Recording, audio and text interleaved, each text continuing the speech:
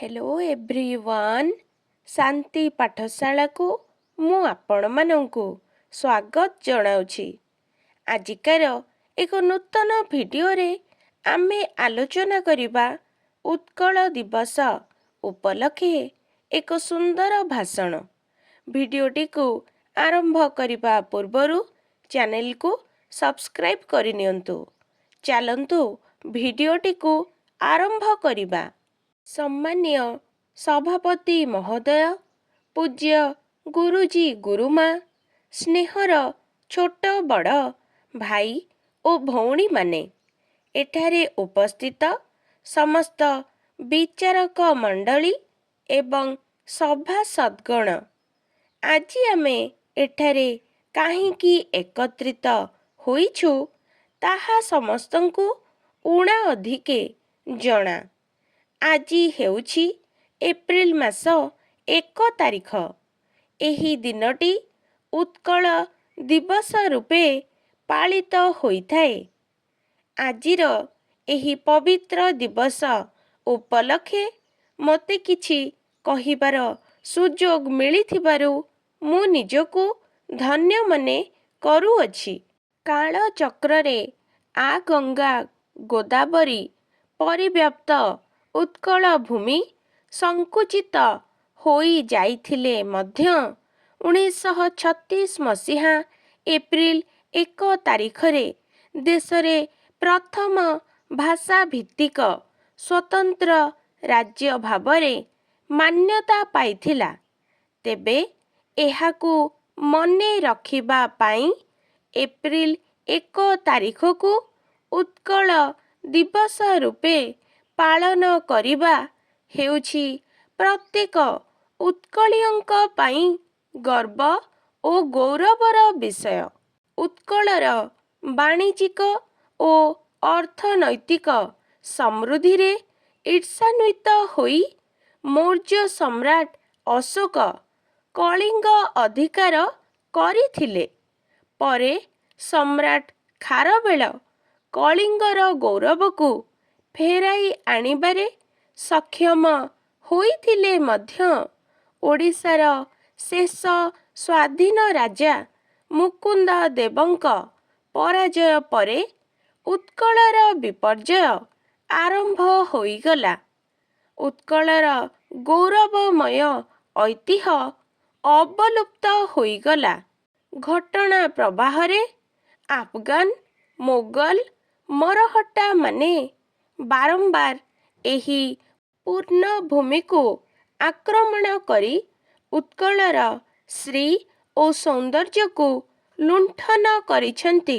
1803 मसीहारे वाणिज्य कारोबार करिबाकू आसीथिबा इंग्रेज मानंकर शासनाधीन होइथिला उत्कल भूई। इंग्रेज मानंक बर्बर आचरण अत्याचार निष्ठुर शासनरे उत्कलीय माने दलित पतित निष्पेषित ओ निर्यातित होइछंती। ओडिशार विभिन्न अंशको इंग्रेज माने बिहार मध्य प्रदेश पश्चिमबंग ओ मांद्राज प्रेसिडेंसी रे सामिल करी खंड विखंडित करी देइथिले। किंतु उत्कलीय माने सेही विच्छिन्नांचल को मिसाई एक स्वतंत्र प्रदेश गठन करिबाकू चाहुथिले। मातृभूमि ओ मातृभाषार उन्नति पाई निजर जीवन उत्सर्ग करी देउथिले।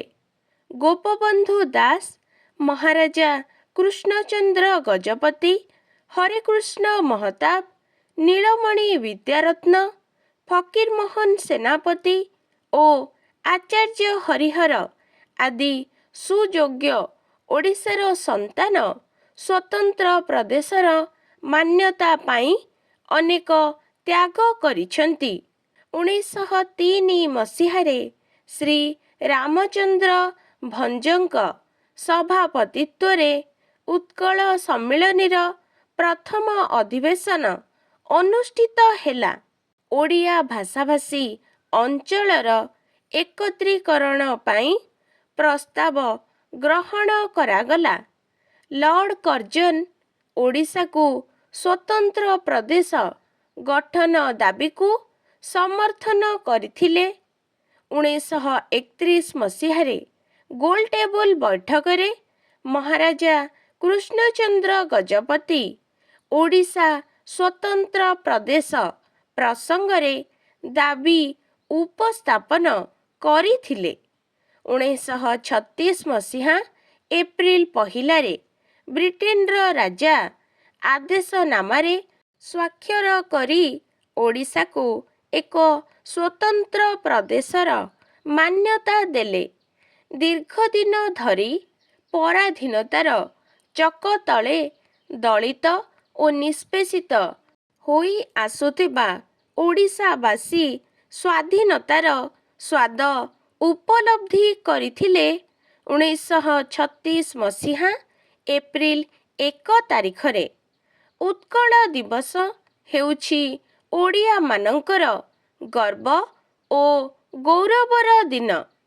ଏହି ଦିବସଟି ପ୍ରତ୍ୟେକ ଉତ୍କଳୀୟର ସ୍ୱାଭିମାନର ଦିବସ। ଏତିକି କହି ମୁଁ ମୋର ବକ୍ତବ୍ୟ ଶେଷ କରୁଛି। ଆଜିକାର ଭିଡ଼ିଓଟି ଆପଣଙ୍କୁ କିପରି ଲାଗିଛି କମେଣ୍ଟ ମାଧ୍ୟମରେ ନିଶ୍ଚୟ ଜଣାଇବେ ଏବଂ ଲାଇକ୍, ସେୟାର, ସବସ୍କ୍ରାଇବ୍ କରିବାକୁ ଜମାରୁ ଭୁଲିବେନି। ଧନ୍ୟବାଦ।